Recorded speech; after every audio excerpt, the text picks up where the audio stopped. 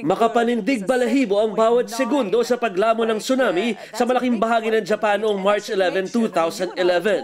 Ilang minuto lang yan matapos sinigi ng magnitude 8.9 na lindol ang silangang bahagi ng bansa.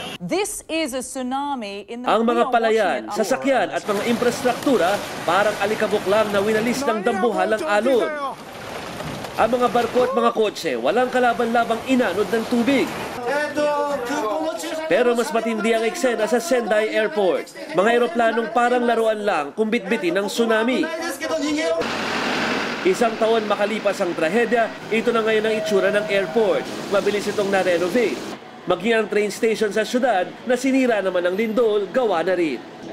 Kapag naglibot ka nga sa town proper, hindi mo mahalatang dumanas ang trahedya ang mga taga rito.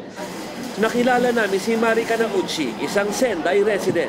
Hindi siya makapagsalita ng Ingles, pero nakipag-usap siya gamit ang translator ng kanyang cellphone. Pinapakita nga niya sa akin yung isa sa mga litrato na kinalungkot nga niya ng gusto. Ito yung sinasakyan ng kanyang kaibigan na namatay nga dyan sa loob ng sasakyan na yan nang bigla na nga lang daw rumagasa yung tsunami dito sa kanilang area sa Sendai. So sinabi nga niya na parang maski siya nawalan din nga daw ng mga sasakyan at bahay, pero sinasabi niya na okay pa rin siya dahil nakasurvive siya at masaya siya dahil nakikikwento niya yung kanyang storya sa ibang mga tao. Umabot sa 3,230 ang mga Pinoy sa Miyagi, Fukushima at Iwate Prefecture na inilikas ang papuntang Tokyo noon.